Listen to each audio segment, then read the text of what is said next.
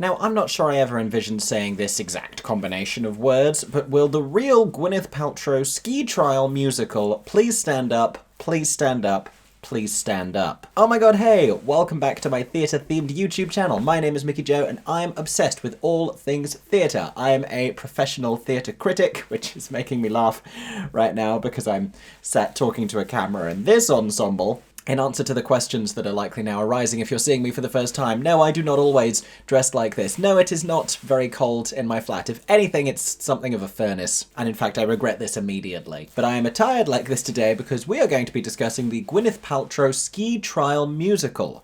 Both of them. Because as a stagey content creator and pundit and an avid London theatre goer, I have noticed that we are entering the festive season as far as shows are concerned, pantomimes have begun, and other seasonal offerings, and it's starting to get a little bit weird.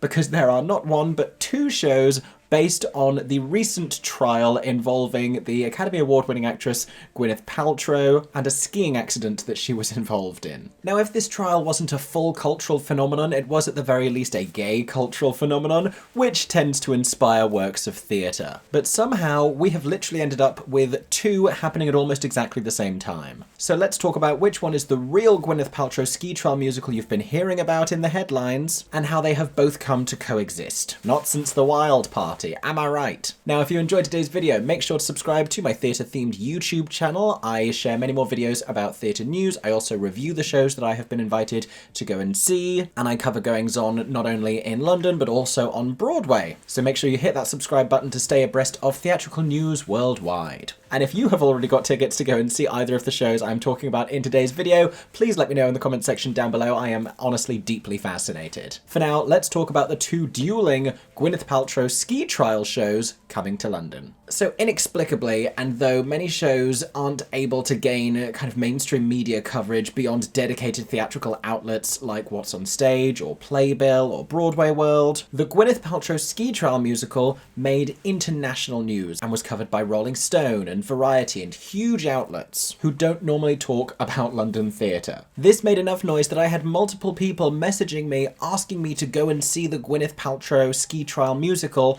because they were obsessed with this idea. They were fascinated about how this was going to work. But though it was covered by those journalists, I'm not sure they necessarily did their due diligence, because the way it was reported, though it was great exposure for this show, wasn't necessarily a very accurate description of what the show actually was. To start with, it's not a musical. So let's talk about the one that was announced first, the one that got all of this international coverage. I am talking about Linus Karp's show Gwyneth Goes Skiing, which is coming to the Pleasance Theatre in Islington next month. Hold on, let me get my phone out of my pocket. Ugh. Wait, can I use this? No! Oh, I've made a terrible decision with these gloves. Ah, okay. Ah. Yeah. So Linus Karp of Awkward Productions is the hilarious and bizarre performer and creator behind such recent fringe hits as Diana, the Untold and Untrue Story, in which Linus played Lady Diana Spencer, and also How to Live a Jellicle Life, live lessons from the 2019 hit movie musical Cats. Both of these shows have run successfully at the Edinburgh Fringe as well as at the Pleasance in London. I have seen both of them before, and I would describe Linus's shows as being at the intersection of performance art, one-person shows, and kind of like a theatricalized PowerPoint presentation. It's a little bit of a TED Talk that utilizes every single Twitter meme you've ever seen. Can I say Twitter meme anymore now that it's not a thing? X meme doesn't sound correct. But Linus's shows are historically crafted within the smouldering core of gay culture, which is how he came to play Diana and why he is now turning his attention towards Gwyneth Paltrow. So this next show then, Gwyneth Goes Skiing, an appropriate bit of festive programming. I'm going to put a picture up alongside me reading this description of the show because I think it will help you to understand the vibe of what we're talking about here. She's the goop-founding, door-sliding, Shakespearean-loving, consciously uncoupling Hollywood superstar. That's 4 great Gwyneth Paltrow references right there. He's a retired optometrist from Utah. In 2016, they went skiing. On the slopes of Deer Valley, their worlds collided, and so did they, literally. Ouch. 7 years later in 2023, they went to court. Double ouch. This is their story. Kind of. Not really. But also, it's at Christmas. Join harbingers of queer chaos awkward productions of Diana, The Untold and Untrue Story, and How to Live a Jellicle Life as they transform London's Pleasance Theatre into Deer Valley Ski Resort. A brand new show for Christmas 2023. A story of love, betrayal, skiing, and somehow Christmas, where you are the jury. Witness for the prosecution be damned. That, if you didn't know, is the courtroom set to Agatha Christie play, currently running in London in a site-specific production in an actual courtroom in County Hall on the South Bank. Prepare to be gooped. BYOJE.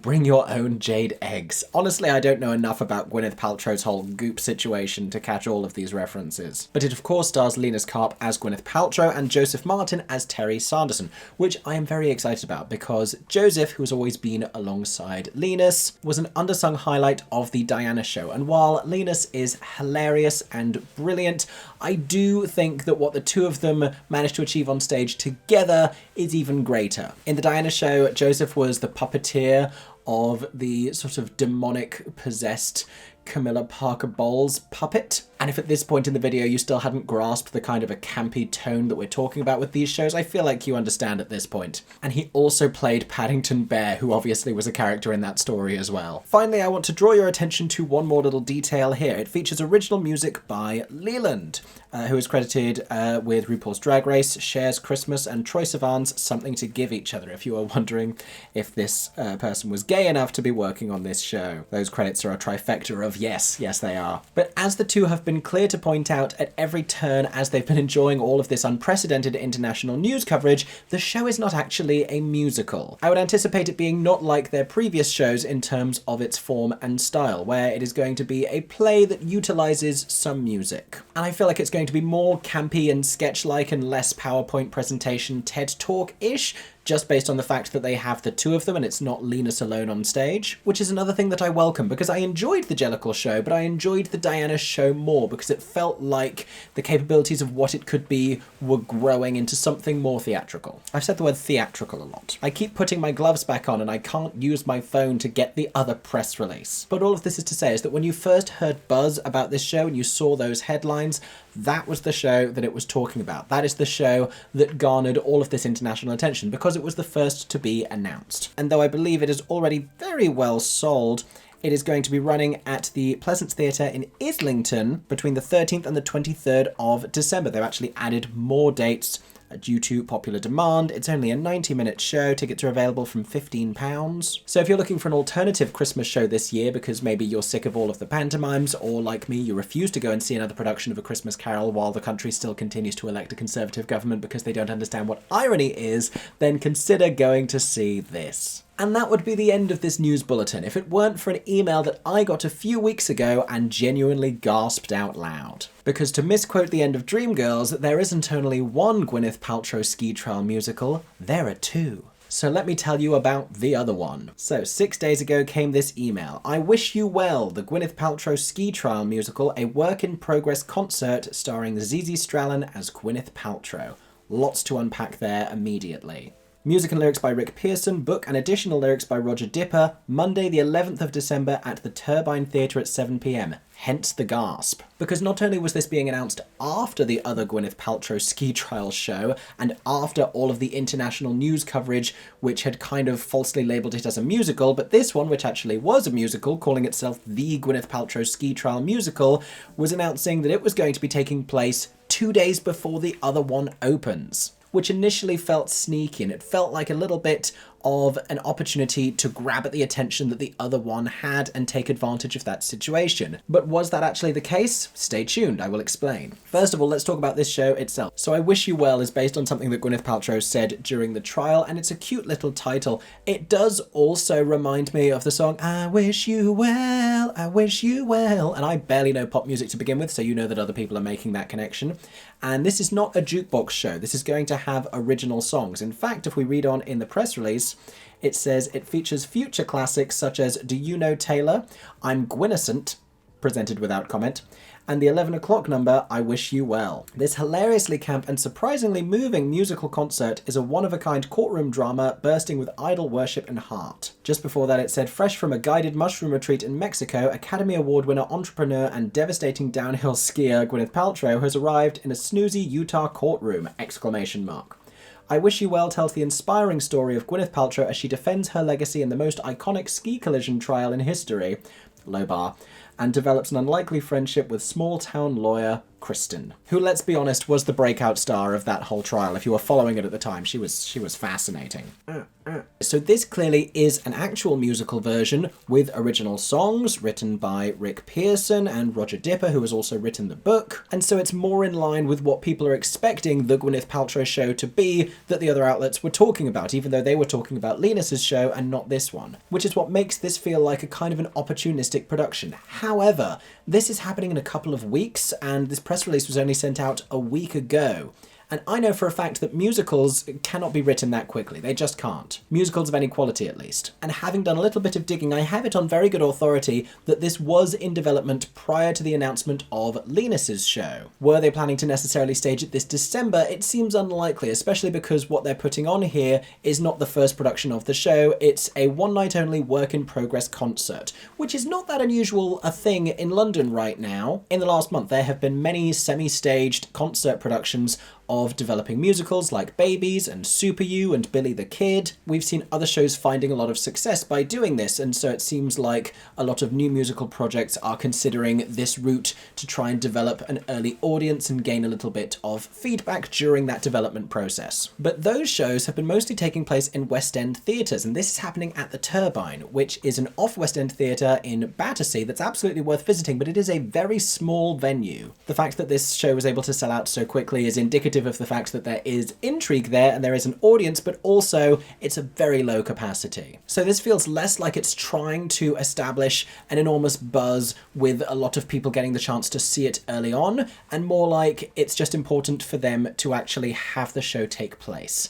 Now, why might that be, I hear you ask? Well, maybe it's because if you find yourself writing a musical based on the Gwyneth Paltrow ski trial and then another show gets announced before you are ready to announce yours, and that show gets international coverage calling it the Gwyneth Paltrow ski trial musical, it leaves you in a very difficult position, in an impossible position really, especially when that show isn't even a musical and yours is. So then when you see all of this excitement and bafflement and intrigue about the concept of a Gwyneth Paltrow ski trial musical, it's difficult because that's the thing that you are writing, but you haven't announced it yet. So even though the show may not be ready for a full production, you announce a one-night only version just to try and get it out there alongside the other one. So yes, I think the timing is deliberate and suspicious, and the two shows are kind of at odds with each other. And this announcement feels very much in response to the admittedly surprisingly large news coverage that the other one got, but I also feel like they were kind of left with no choice. Like, because of the skiing aspect, it does feel like a winter show, and producers think about those kind of things. So if they were to wait an entire year and put it on next Christmas, it would just feel like a rehash of the thing that we'd seen the Christmas before. Let's talk about some of the other cast members that are in this one, because we have slightly more performers, twice as many in fact. So we have Zizi Strellan playing Gwyneth Paltrow,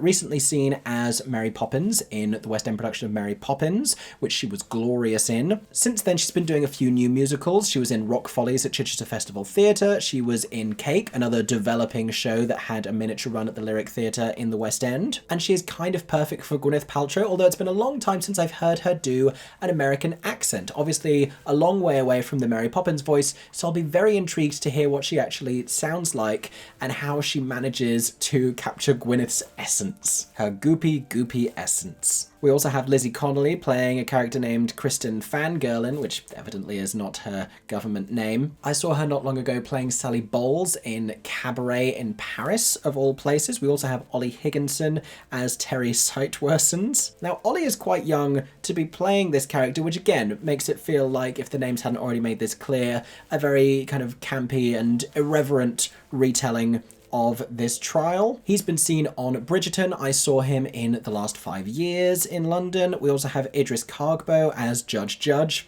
That's the official name. Idris has been in The Scottsboro Boys and Shrek and Wicked and also The Lion King. Now, the other one was a 90-minute show. This is advertising a 60-minute running time, which really suggests to me that it was developing and they don't have all of the material together yet, and they really weren't ready for a full version of this show. This is all just by speculation, though. I don't want to say anything necessarily disparaging or to suggest that people shouldn't go and see it, but it's also already sold out, so whatever I say here also doesn't really matter, because you can't get tickets unless there are returns or any last-minute availability. Anyway, but it is going to be at the Turbine Theatre in Battersea on the 11th of December. So that is the situation. Hopefully that offers a little bit more clarity. I'm not actually planning on currently seeing either of those shows.